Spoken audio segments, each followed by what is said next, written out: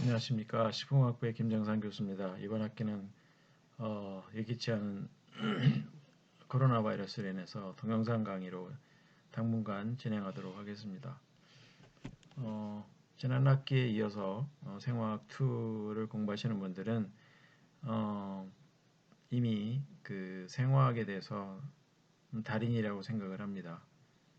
많은 것을 배웠기 때문에 바로 19장 광합성으로 들어가도 이해하는 데 문제가 없을 거라고 믿고 강의를 시작하도록 하겠습니다. 편의상 1차 시와 2차 시로 나눠서 진행을 하도록 하겠습니다. 이 광합성을 영어로는 포로신테시스라고 그러는데, 포토라는 것은 뭐 잘 알다시피 빛이라는 의미고요. 신테시스는 합성이라는 의미를 가지고 있습니다. 그래서 광합성 이렇게 이제 얘기를 합니다. 학습 목차는 태양의 특성, 빛의 특성, 양자론, 파장과 에너지와의 관계, 이런 순으로 진행을 하도록 하겠습니다. 본 차시에서는 광합성의 에너지원인 태양의 특성을 이해하도록 하고, 빛의 특성이 무엇인지 이해하고, 양자론이 무엇인지 개념을 이해하고, 파장과 에너지와의 관계를 이해합니다. 특히 이 빛 에너지를 계산할 때 파장을 우리가 알아야 됩니다. 그래서 이 파장에 따른 에너지를 계산하는 방법을 여러분들은 반드시 이해하시길 바라겠습니다. 서론으로 이 광합성은 사실 지구 전체에 사는 생명체의 주요 에너지원이라고 볼 수가 있고요. 내외적으로 이제 뭐 화학, 합성, 무기, 영양, 세군이라고 하는 일부 생명체가 존재하긴 하지만은 지구상에 있는 생명체의 거의 대부분은 광합성에서 얻어진 유기화합물을 이용해서 먹고 사는 그러한 시스템으로 이루어져 있습니다. 광합성을 하는 생명체는 육상에만 있는 것이 아니고 해양에도 상당히 많이 존재합니다. 해양에 있는 뭐 조류라든지 또 여러 가지 그 미생물들, 사이노박테리아 뭐 이런 것들이 광합성을 활발하게 하고 있습니다. 태양빛은 그 여러 가지 형태로 바뀔 수가 있는데, 그 중에서 이제 이 광합성 과정에서는 화학 에너지, 다시 말하면 ATP로 전환이 됩니다. 이 과정을 우리가 이제 명반응이라고 얘기를 하죠. Light reaction. 광합성 과정에서 생성된 화학 에너지가 어떻게 이산화탄소로부터 유기화합물을 만들 수 있는지, 이 반응은 이제 암 반응인데 다음 차시에서 공부를 할 텐데, 이 암 반응은 다른 말로 켈빈 사이클 또는 켈빈 회로다, 이렇게 이제 얘기를 합니다. 잘 알다시피 태양은 엄청나게 많은 에너지를 쏟아내고 있는데, 상당히 많은 양의 그 에너지가 지구에 도달하고, 그 중에서 약 한 1% 정도가 광합성에 사용이 된다고 알려져 있습니다. 이런 그 식물체 또는 미생물이 광합성을 통해서 만들어진 생체 합성 고분자를 이제 그 먹이 사슬을 통해서 여러 생명체들이 이용을 하고, 그것이 다시 또 동물한테 전달이 되고 결국 마지막에는 이제 사람한테까지 오게 되는 거죠. 그래서 이 먹이 사슬의 가장 하위에는 광합성을 하는 그런 생명체가 존재한다, 이렇게 이제 보면 되겠습니다. 광합성을 우리가 다른 말로 이제 이산화탄소 고정 이렇게 이제 얘기를 하기도 하는데, 사실은 이산화탄소가 고정되는 과정은 광합성의 두 번째 단계에 해당됩니다. 그래서 그 1단계에서는 태양 에너지를 이용해서 에너지가 만들어지고, 또 NADPH라고 하는 물질이 만들어지는 과정이 있고요. 그것을 우리가 이제 명반응이다, 이렇게 얘기를 하고, 2단계에서는 공기 중에 있는 이산화탄소가 유기화합물, 그리세르알데히드 3포스페이트 그것을 거쳐서 또 뭐 설탕이나 전분 이런 것들로 전환되는 과정을 우리가 이제 광합성의 2단계 암반응이다 이렇게 얘기를 합니다. 그래서 그 화학식으로 표현을 하면은 6분자의 그 이산화탄소와 6분자의 물 분자가 결합을 해서 한 분자의 6탄당, 뭐 예를 들면 포도당이 되겠죠. 그리고 우리가 광합성을 하면은 식물체가 산소를 내뿜는다, 산소를 발생한다, 잘 알려져 있습니다.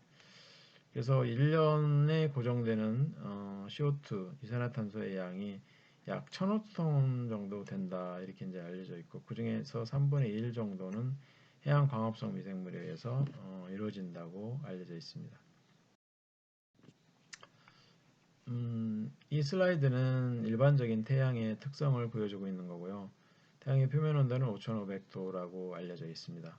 태양에서 지구까지의 거리는 1억 5천만 킬로미터.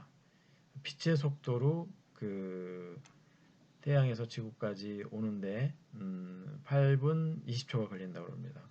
지금 우리가 보고 있는 빛은 8분 20초 전에 태양에서 출발한 빛을 보고 있는 거죠. 태양의 지름은 140만 킬로미터. 지구는 13만 킬로미터니까 거의 10배에 해당되고요. 태양의 무게 2 곱하기 20의 27승 톤, 지구의 무게 6 곱하기 10의 17승. 대충 보더라도 태양의 무게가 지구보다 10의 10승 정도는 더 무겁습니다. 빛의 강도인데 광도를 보면은 100W짜리 전구, 요즘은 뭐 거의 LED 전구이긴 하지만 옛날에 저희들이 학교 다닐 때는 100W 전구, 백열 전구들이 많이 있었습니다. 뭐 50W짜리도 있고 뭐 100W짜리도 있고 그랬었는데 이것을 동시에 4 곱하기 10의 23승계를 켜놓은 만큼의 밝기를 가지고 있다. 이렇게 이제 얘기를 하고 있습니다. 태양의 조성은 기체로 되어 있는데 주로 수소, 그리고 이 수소가 융합이 되면 이제 헬륨이 되죠. 헬륨, 이것이 이제 거의 대부분을 차지하고 있고, 나머지 이제 소량의 뭐 산소, 뭐 탄소, 철분, 황 이런 것들이 있는 것으로 알려져 있습니다. 참고를 하기 위해서 여기에 이제 주기율표가 이렇게 쭉 제시가 되어 있습니다. 실제로 우리 몸을 이루고 생체를 이루고 있는 원소들은 이 중에서 뭐 그렇게 많지는 않죠. 예를 들어서 뭐 수소, 탄소, 뭐 산소, 질소, 뭐 등등 몇 가지가 이제 우리 몸을 이루거나 생명체를 이루고 있습니다. 그다음에 이거는 이제 참고로 역시 제시된 표인데요. 우리가 그 어떤 숫자를 표현을 할 때 예를 들면은 높아지는 숫자를 표현할 때 10은 우리가 이제 뭐 데카라고 표현을 하고요.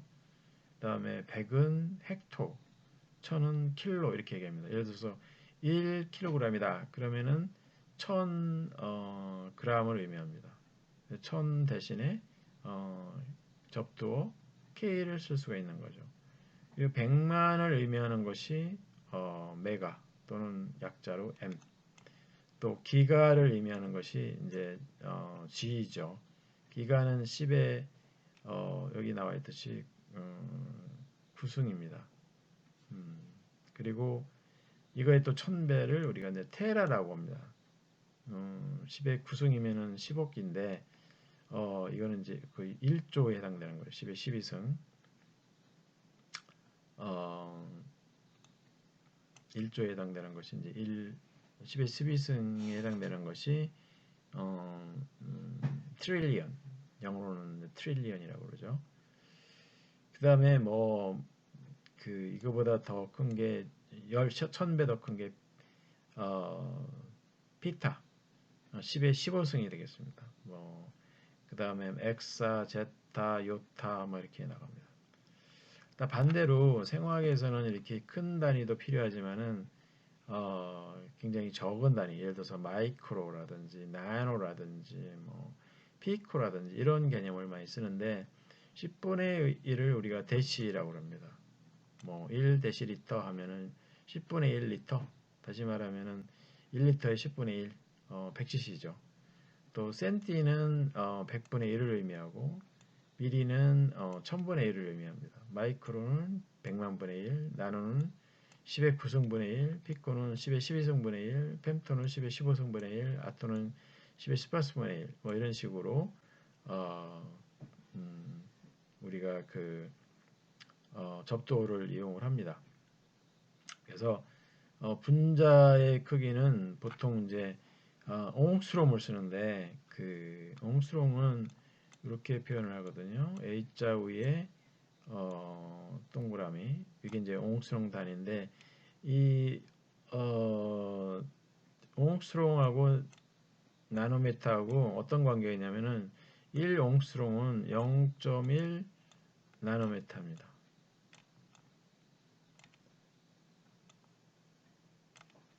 그러니까 여기 나노라는 표현이 있었죠. 나노가 10의 마이너스 9승인데 이 옹스롱은 10의 마이너스 10승입니다. 10의 마이너스 10승 메타 1옹스롱이 돼요. 분자와 분자 간 원소와 원소 간의 거리를 나타낼 때 보통 옹스롱 단위를 씁니다. 그 다음에는 이제 이것도 뭐 상식적인 얘기를 조금 하려고 하는데 여러분 그 혹시 운동장을 자세히 살펴본 적이 있는지 모르겠는데 운동장의 그 트랙을 보면은 시계 반대 방향으로 돌아가게끔 되어 있어요. 그게 이제 그 사실은 의미가 있다고 그럽니다. 이 운동장을 시계 반대 방향으로 만든 것은 이 지구가 자전하는 방향이고 지구가 또 북반구에서 이 공전하는 방향이라고 그래요. 그래서 그런 의미를 가지고 있다고 그러는데 이 태양을 중심으로 해서 지구는 계속 이제 공전을 하고 있죠. 지금은 이제 겨울에서 봄으로 가는 아니죠. 이제 뭐 봄이 완전히 됐네요. 3월 22일인가요? 23일이면 이제 춘분인데 춘분은 밤과 낮의 길이가 이제 같아지는 시점을 우리가 춘분이라고 이렇게 얘기를 합니다. 이 지구는 약 15도 정도 이렇게 기울어져 있죠. 그래서 이 북반구나 남반구에서 사계절이 나타나는 이유가 이 지구의 축이 약 15도 정도 기울어져 있기 때문에 그렇다고 합니다. 겨울철에 북반구의 경우는 태양으로부터 가장 이제 멀어지게 되고요. 여름철에 가장 가까워지게 됩니다. 그래서 여름철에는 덥고 겨울철에는 이제 추운 거죠. 봄하고 여름은 이제 적당한 거리를 유지하게 됩니다. 그래서 기온이 적당한 기온을 갖추게 됩니다. 아까 말씀드렸듯이 지구의 자전 방향이나 지구의 공전 방향은 반시계 방향, 시계와 반대되는 방향으로 공전도 일어나고 자전도 일어나고 있다. 상상하면 좋을 것 같습니다. 자, 지금부터는 빛의 특성에 대해서 좀 설명을 하려고 하는데 빛은 두 가지 특성을 가지고 있는데 하나는 파동의 특성. 이 파라고 그러면은 보통 뭐 물결파 아니면 뭐 음파 뭐 이런 것들을 생각하기 쉬운데 이 파동은 특징이 이 파장을 가지고 있고 진동수가 있고 진폭이 있고 그래요.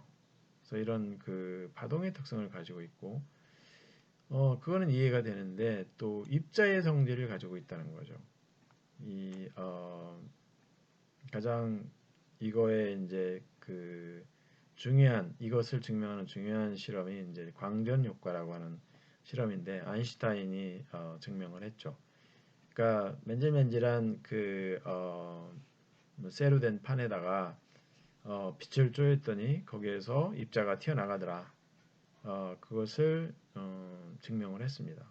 그래서 이 빛은 이 파동의 특성뿐만 아니고 어디 판판한 판에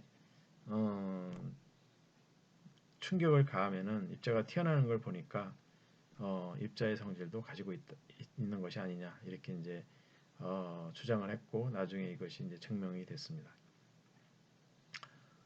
그래서 진동수하고 파장하고 빛의 속도의 관계는 이런 관계가 있습니다. 보통 람다를 파장이라고 보고 이 뉴를 진동수로 부릅니다. 그래서 그 파장은 진동수분의 빛의 속도 이렇게 표현하기도 하고 또는 람다 곱하기 진동수가 빛의 속도. 빛의 속도는 뭐 잘 알다시피 3 곱하기 10의 8승 메타 퍼 세크입니다. 8승 메타 퍼 세크. 1초에 3 곱하기 10의 8승 메타를 가는 거죠.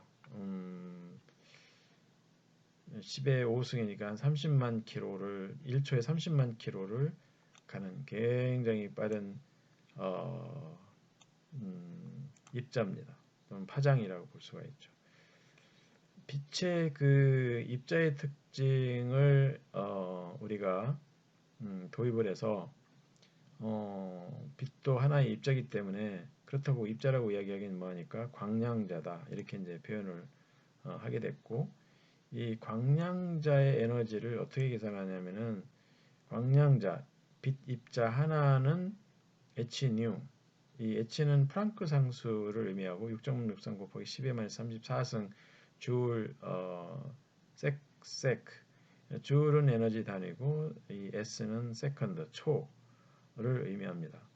또는 이 진동수 뉴 대신에 람다분의 hc 요거를 이제 대입을 할 수가 있는 거죠. 그래서 이 광자 한 개의 에너지는 람다분의 hc 다시 말하면은 프랑크 상수 곱하기 빛의 속도 나누기 그 빛의 파장 이렇게 이제 이 공식이 대입을 하면은 계산할 수가 있습니다.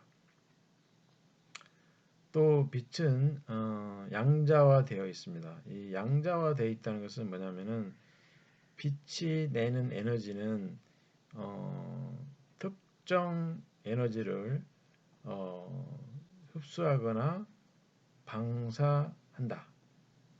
이것이 이제 소위 말하면 양자론인데 뭐 나중에 다시 요거에 대해서는 보도록 하겠습니다. 먼저 빛의 그 입자 특성을 보면은 아까 말씀드렸듯이 광전 효과를 통해 가지고 증명이 됐다고 그랬는데 이런 금속 표면에다가 빛을 이렇게 쪼이게 되면은 이 금속 표면에 있던 전자가 튕겨 나가죠.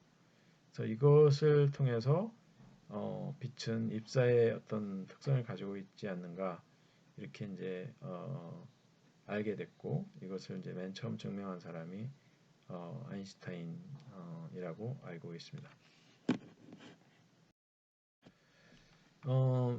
빛은 입자의 특성뿐만 아니고 이 파동의 특성을 가지고 있는데 파동은 이런 A라고 하는 진폭을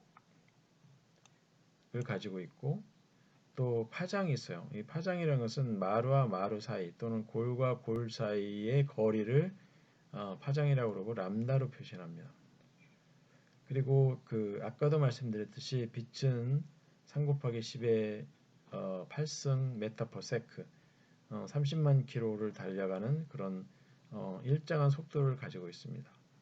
그래서 빛의 파장은 진동수분의 빛의 속도로 이렇게 계산할 수가 있죠. 그리고 에너지는 아까 얘기했듯이 람다분의 hc 프랑크 상수 곱하기 빛의 속도 나누기 파장 이렇게 이제 얘기할 수가 있고요. 이 람다 파장이 분모로 들어가 있기 때문에 이 값이 작으면 작을수록 다시 말해서 파장이 짧으면 짧을수록 이 값이 커지게 됩니다. 에너지가 커지게 됩니다. 요거에 대해서도 나중에 다시 설명합니다. 양자론에 대해서 좀 더 설명을 하면은 양자를 영어로는 퀀텀이라고 그러고 어떤 그 물체가 또는 분자가 에너지를 받게 되면은 흥분된 상태로 에너지 상태가 상당히 높은 상태로 존재할 수도 있고 보통 그 흥분되지 않은 평온한 상태, 바닥 상태로 존재할 수도 있고 또 이 흥분된 상태에 있다가 그라운드 스테이트로 돌아올 때 그냥 돌아오는 게 아니고 뭐 형광이라든지 뭐 다른 빛을 내면서 돌아옵니다.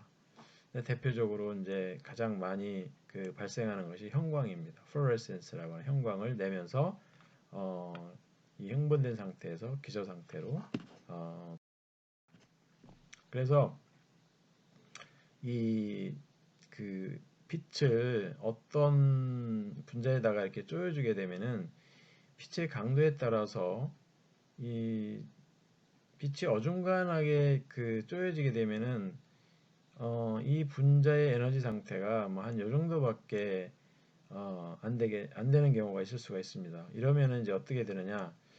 변함이 없습니다. 요 정도 상태에서는 이게 에너지 상태 E1 상태로 튀어 올라갈 수가 없어요. 중간이 없다는 겁니다. 그러니까 E1 아니면 E2 그러니까 1 상태 아니면 2 상태 요 상태로 밖에 안 된다는 거죠. 불연속적이라는 겁니다. 그래서 에너지가 충분해서 E1까지 올라가서 흥분된 상태를 유지할 수가 있고 아니면 에너지가 더 높아 가지고 E2 상태로 이 분자가 튀어 올라가 가지고 에너지가 높은 상태로 이렇게 존재할 수도 있고 그렇지만은 이 중간 어중간하게 이렇게 존재할 수는 없다. 이것을 우리가 퀀텀 세어리 양자론이다 이렇게 얘기를 합니다. 근데 예를 들어서 E2까지 그 에너지를 받아서 올라갔던 분자가 상당히 불안정하기 때문에 결국은 이제 기저 상태로 이렇게 돌아오게 되는데 이 돌아올 때 그냥 돌아오느냐 그런 건 아니고 이 돌아오면서 이제 형광 같은 것을 낸다는 거죠. 그 자기가 빛 에너지를 받았다가 다시 돌아올 때는 형광이든지 열이든지 뭔가를 이제 발생을 한다는 겁니다. 이건 똑같이 이제 뭐 그 아까 얘기했듯이 양자론을 얘기하고 있는 거고요.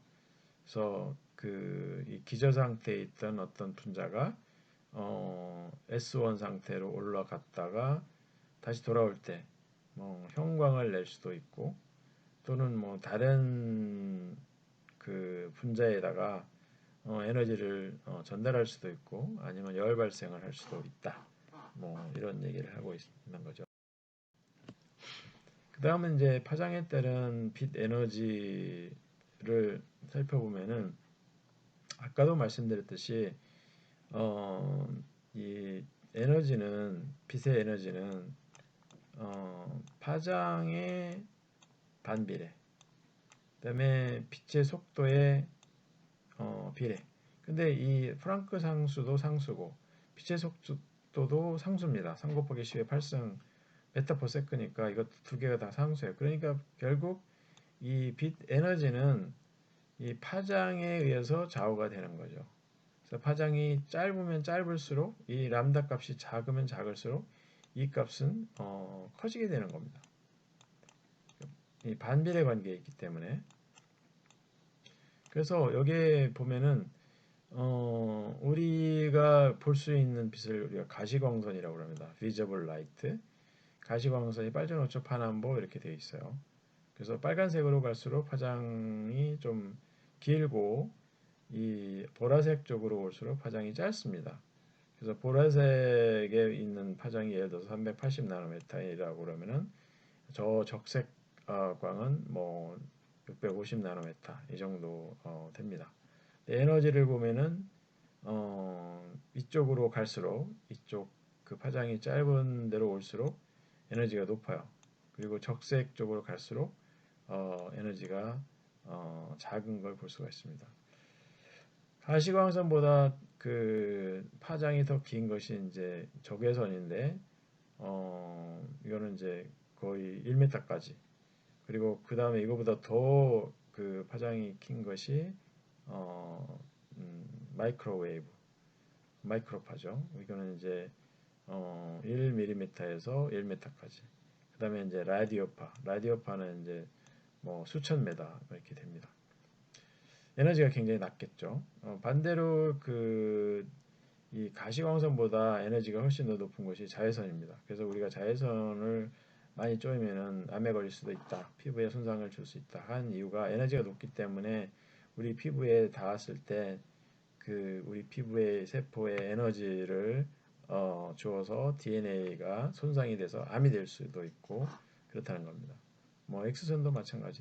자외선보다도 더 짧기 때문에 에너지가 굉장히 높죠. 이거보다 더 파장이 짧은 것이 이제 감마선인데, 감마선은 굉장히 우리 몸에 닿으면 위험합니다.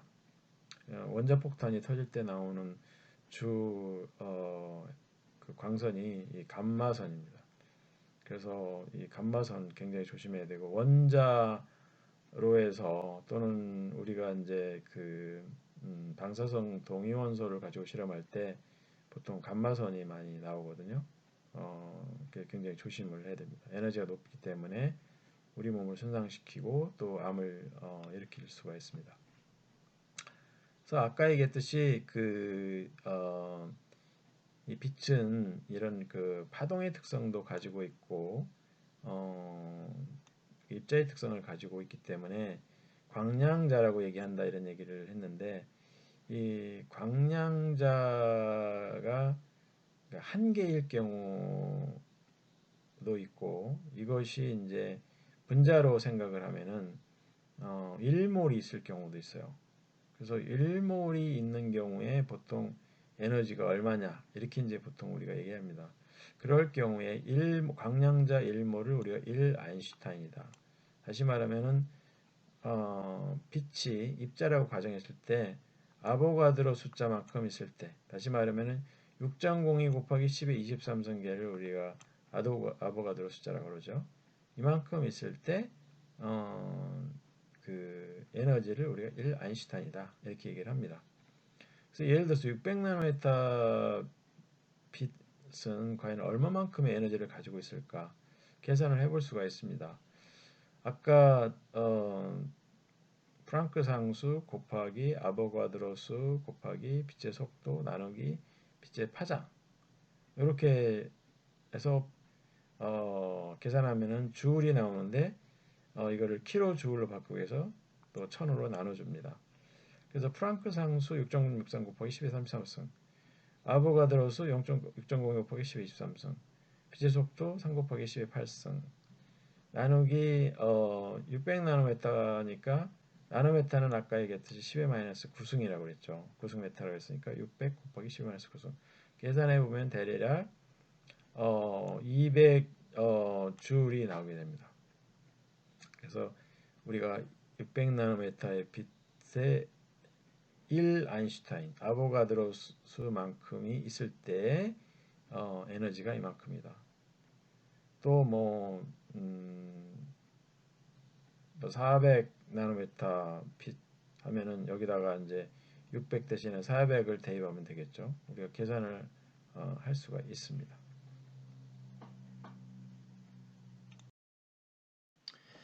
예, 지금까지 강의한 내용을 요약하면은, 광합성의 에너지 원인 태양은 주로 수소와 헬륨으로 이루어져 있으며 지구에 도달하는 빛의 약 1%가 광합성에 이용이 된다는 것이고요.